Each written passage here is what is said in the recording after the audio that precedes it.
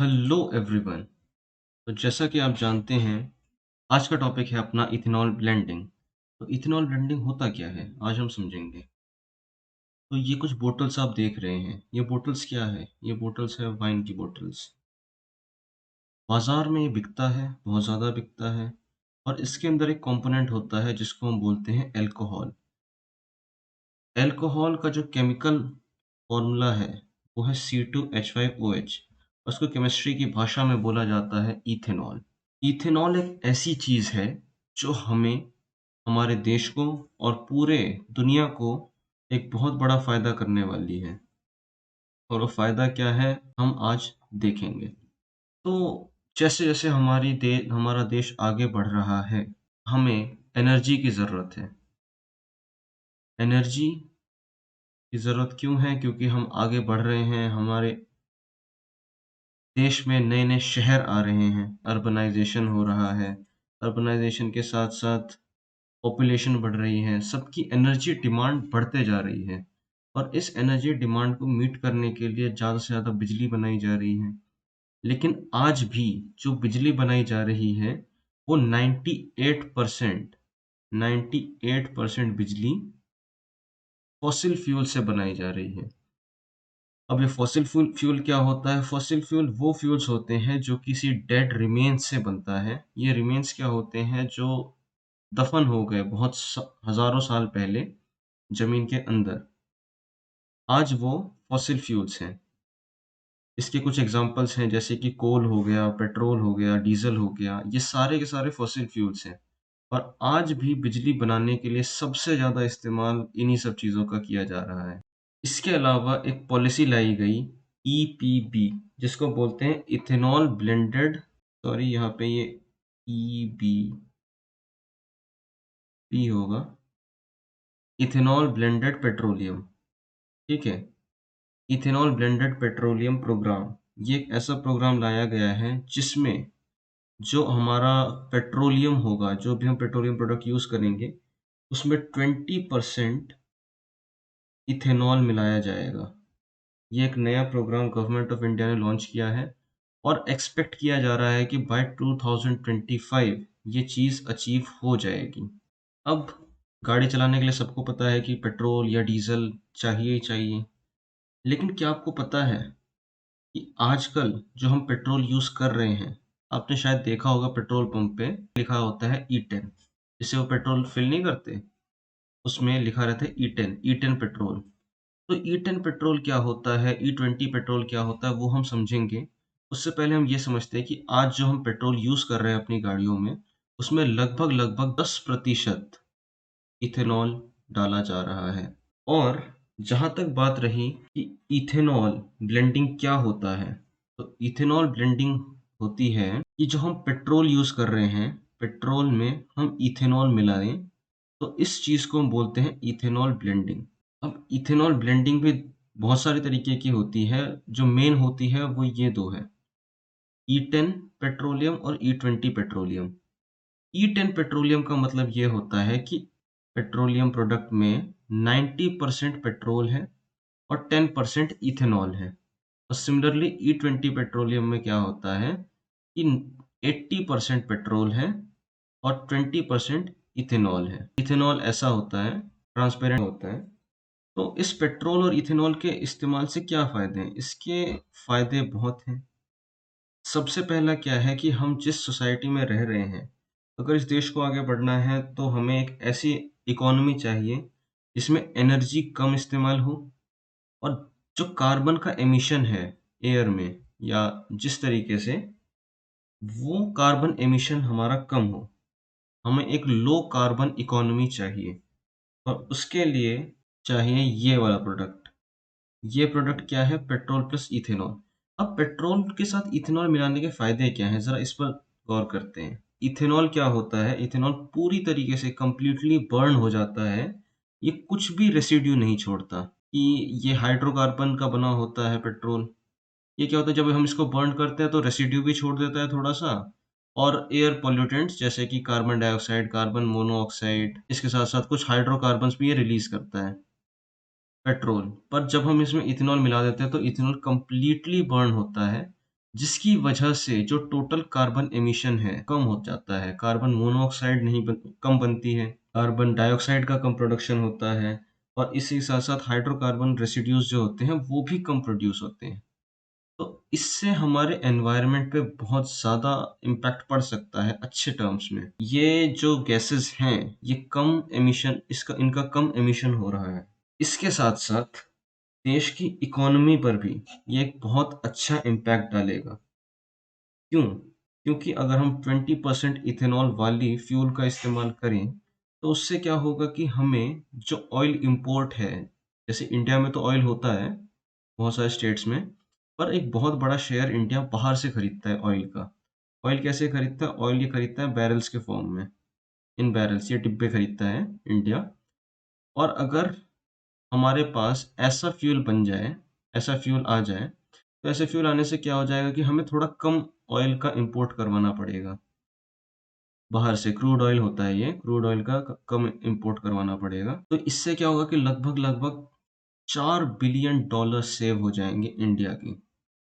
तो ये एक बहुत अच्छा इकोनॉमिक खबर है देश के लिए कि अगर हम $4 बिलियन बचाएं सिर्फ तेल खरीदने से, तो ये एक बहुत बढ़िया चीज़ होगी हमारे देश के लिए। क्योंकि भारत पहले से ही ऑयल खरीदने में बहुत ज़्यादा पैसा लगाता है, तो बहुत ज़्यादा पैसा लगाता है तो फॉरेन एक्सचेंज बढ़ता है इस वजह से।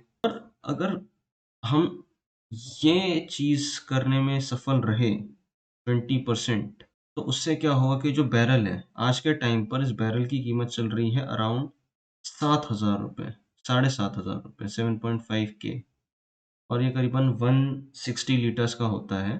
तो 160 लीटर का एक बैरल ₹7,500 का है, तो इंटरनेशनल ऑयल प्राइसेस अभी ज़्यादा हैं। तो अगर ऐसा हुआ तो हमें कम बैरल इंपोर्ट करने पड़ेंगे इंडिया में। तो इससे एक देश की इकोनॉमी पे बहुत अच्छा असर तो पड़ ही रहा है। इसके साथ-साथ जो फार्मर्स हैं, जो कि गन्ने की खेती करते हैं, गन्ना क्यों इम्पोर्टेंट है अभी बताऊँगा आपको। जो फार्मर्स हैं जो गन्ने की खेती करते हैं, उनको फ़ायदा होगा, उनके लिए एक ज़्यादा इनकम का सोर्स बनेगा। अगर वो ज़्यादा गन्ना उगाएँगे, ज़्यादा शुगरकेन अपने फार्म में प्लांट करेंगे, तो उनको इस चीज़ में एक तो फ़ायदा मिल रहा है, उनकी इनकम बढ़ रही है। प्लस जो इथेनॉल होता है, वो प्रोड्यूस ही होता है शुगरकेन के रेसिड्यू से। तो शुगरकेन जब उगाया जाता है और जब इसे काटा जाता है, तो शुगरकेन के कटने के बाद जो रेसिड्यू बचता है, इस रेसिड्यू से हम अल्कोहल बनाते हैं। तो जब अल्कोहल इस चीज़ से बनता है, तो इससे क्या हुआ कि जो रेसिड्यू होता था, जो किसान अक्सर जला दिया करता था, जिससे एयर पॉल्यूशन होता था। हम जानते हैं जैसे पंजाब या हरियाणा साइड में जब रेसिड्यू जला दिए जाते हैं तो दिल्ली में एयर पॉल्यूशन बढ़ जाता है। वैसे ही यहाँ पर जो इसके रेसिड्यू थे जो कि जला दिए जाते थे, अब वो जलाए नहीं जाएँगे। उसका इस्तेमाल कर दिया जाएगा बहुत हद तक अल्कोहल यानी इथेनॉल प्रोड्यूस करने में। अब आता है कुछ चैलेंजेस कि ठीक है, ये हमारे लिए बहुत अच्छी चीज़ है हमारे देश के लिए कि हम इथेनॉल का इस्तेमाल करें पेट्रोल प्रोडक्ट्स में। लेकिन इससे दिक्कत क्या है कि इतना ज़्यादा हमें इथेनॉल चाहिए होगा अब कि इस इथेनॉल के लिए हमें ज़्यादा से ज़्यादा शुगरकेन प्लांट्स लगाने पड़ेंगे। हालाँकि मेज़ प्लांट से भी ये बन जाता है। प्लांट के रेसिड्यू होते हैं ना मेज़ जिसको हम भुट्टा कहते हैं, तो उसके रेसिड्यू से भी ये बन जाता है।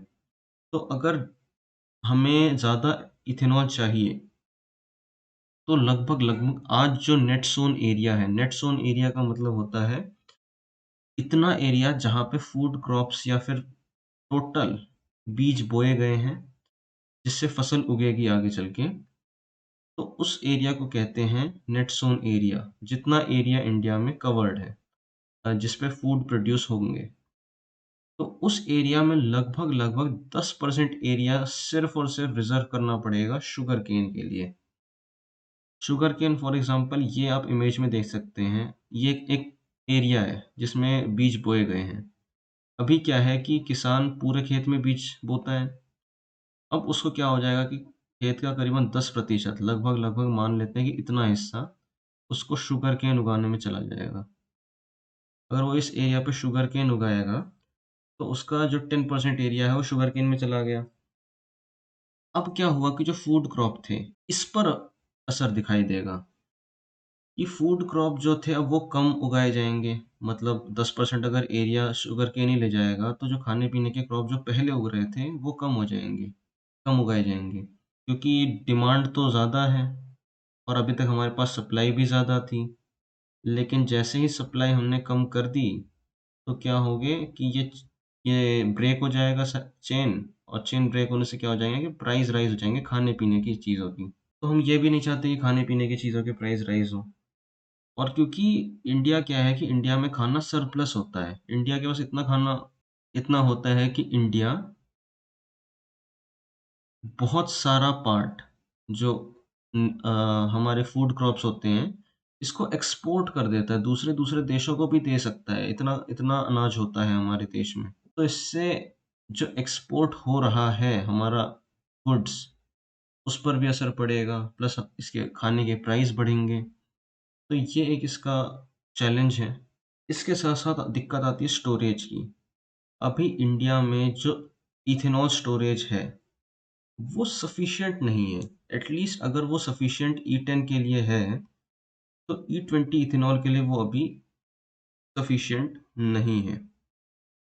ठीक है, E20 इथेनॉल के लिए वो स्टोरेज अभी सफिशिएंट नहीं है। E10 और E20 पेट्रोलियम के लिए अलग-अलग स्टोरेज अगर बिल्ड करने पड़ेंगे, तो उसका प्रोडक्शन कॉस्ट बहुत ज़्यादा हाई जाएगा। इसके साथ-साथ जिस चीज़ पर हम फ़ोकस कर रहे थे, वो चीज़ क्या थी कि इथेनॉल यूज़ करने से एयर पॉल्यूशन कम होगा। अगर एयर पॉल्यूशन कम होगा, ठीक है, कार्बन डाइऑक्साइड एमिशन हो गया, कार्बन मोनोऑक्साइड एमिशन हो गया, ये एमिशन कम हो रहा है, इसको मान लेते हैं। पर इथेनॉल डालने से जो नाइट्रस ऑक्साइड होता है, N2O गैस, वो जो एमिशन था, वो उतने का उतना ही रहेगा। तो नाइट्रस ऑक्साइड के एमिशन पे कोई असर नहीं आएगा। तो आपकी जानकारी के लिए बता देता हूँ कि नाइट्रस ऑक्साइड वही गैस है, जो सल्फर डाइऑक्साइड के साथ मिल कर के इसने ताजमहल के कलर को आज पीला कर दिया है। ये वही गैस है नाइट्रस ऑक्साइड, जो एक एनवायरनमेंट पॉल्यूटेंट की तरह काम करती है। ये पेड़-पौधों पर असर अपना दिखाती है और ये सर्दियों के समय इसकी वजह से विज़िबिलिटी भी बहुत हद तक रिड्यूस हो जाती है। आगे जो हम देखते हैं, स्मॉग जिसकी वजह से होता है, और ये सरफेस के साथ भी रिएक्ट कर जाती है। तो इसके बहुत सारे डिसएडवांटेज तो हैं ही इसके। तो ये सब चैलेंजेस हमें ध्यान में रखना होगा। अब बात आती है यूनिफ़ॉर्म अवेलेबिलिटी की। अब हम कुछ आगे देखते हैं कि अब वे फॉरवर्ड क्या है। ठीक है, इसके पॉज़िटिव्स भी हैं, इसके नेगेटिव्स भी हैं, पर आगे क्या हो सकता है? आगे क्या-क्या होना चाहिए? पहली चीज़ है कि हर एक स्टेट को एक यूनिफ़ॉर्म अवेलेबिलिटी मिलनी चाहिए। सारे स्टेट को एक सही अमाउंट ऑफ इथेनॉल मिलना चाहिए। सही अमाउंट ऑफ इथेनॉल से क्या मतलब है कि कुछ स्टेट हैं जैसे नॉर्थ में उत्तर प्रदेश हो गया और साउथ में महाराष्ट्र हो गया, तमिलनाडु हो गया, कर्नाटका हो गया। इन सब स्टेट्स में क्या होता है कि शुगर केन का प्रोडक्शन हाई है। तो अगर शुगर केन का प्रोडक्शन हाई है, तो इन स्टेट में इथेनॉल अवेलेबिलिटी ज़्यादा होगी। तो एक ऐसा यूनिफ़ॉर्म चैनल चलाना पड़ेगा, एक अच्छा ट्रांसपोर्टेशन सिस्टम बिल्ड करना पड़ेगा स्पेशली फॉर इथेनॉल, कि किसी स्टेट में इथेनॉल की कमी ना हो आगे चल कर के। इसके अलावा जो इथेनॉल प्रोडक्शन है, उसको सिर्फ़ शुगर केन से ही नहीं लिमिटेड रखना चाहिए कि उसको सिर्फ़ बनाएँगे तो शुगर केन से बनाएँगे। उसको बना सकते हैं हम एडवांस्ड बायोफ्यूल से।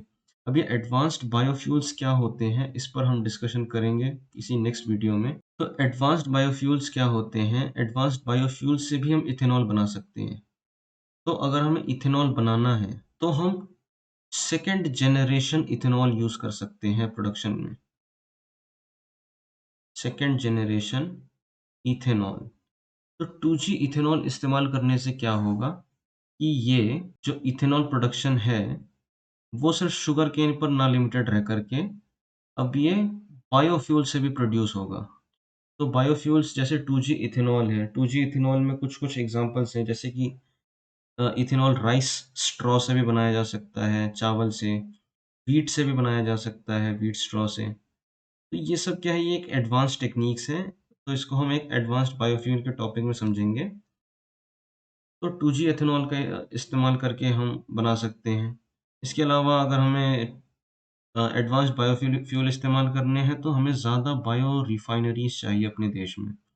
और ज़्यादा बायो रिफाइनरीज़ होंगी, तो जो क्लीन एंड ग्रीन फ्यूल की जो बात होती है, वो हम ज़्यादा जल्दी इम्प्लीमेंट कर पाएँगे और एक अच्छी इकॉनमी में हमारे को मदद मिलेगी। और इसके साथ-साथ एक बहुत इम्पोर्टेंट चीज़ जिसको बोलते हैं सिंगल विंडो क्लीयरेंस। ये सिंगल विंडो क्लीयरेंस क्या है? सिंगल विंडो क्लीयरेंस का मतलब होता है, जैसे एक एग्ज़ाम्पल से समझते हैं कि अगर किसी को कोल माइन खुलवानी है, तो कोल माइन के लिए क्या है कि उसको बहुत सारे क्लीयरेंस करवाने पड़ेंगे। क्लीयरेंस क्या-क्या होते हैं? जैसे कि उसको बहुत सारे अप्रूवल चाहिए, उसको एनवायरमेंटल क्लीयरेंस करवाना होगा, उसको फॉरेस्ट क्लीयरेंस करवाना होगा और ऐसे ही बहुत सारे लगभग-लगभग 19 क्लीयरेंस होते हैं कोल माइन को खुलवाने के लिए। और ये सारे के सारे क्लीयरेंस अप्रूव करने की अथॉरिटी अलग-अलग डिपार्टमेंट के पास होती है गवर्नमेंट की। तो उससे क्या होगा कि सिर्फ़ एक कोल माइन को खोलने के लिए और सारे क्लीयरेंस करवाते-करवाते ही 3 से 4 साल का समय लग जाता है। तो इतना स्लो अगर प्रोसेस होगा, तो इतने स्लो प्रोसेस से कुछ भी नहीं होगा। हमको चाहिए एक ऐसा सिस्टम जिसको बोलते हैं सिंगल विंडो क्लीयरेंस, जिसमें ये सारे के सारे क्लीयरेंस देखने की ज़िम्मेदारी एक ही डिपार्टमेंट को दे दी जानी चाहिए और इससे क्या होगा कि जो 3-4 साल में काम हो रहा था, वो कुछ महीनों में पूरा हो सकता है। तो अगर हमें फ़ास्ट फॉरवर्ड करना है इस चीज़ को, तो सिंगल विंडो क्लीयरेंस एक बहुत इम्पोर्टेंट चीज़ है। तो आज हमने सीखा कि ई-20 पेट्रोलियम क्या होता है, आने वाले टाइम में इसका क्या स्कोप है, इसके हमने फ़ायदे भी पता किए, इसके हमने नुकसान भी पता किए। तो इसी तरह की एजुकेशनल वीडियोज़ को पाने के लिए आप इस वीडियो को लाइक करें, आप इस वीडियो को शेयर करें और इस चैनल को सब्सक्राइब करें। Thank you.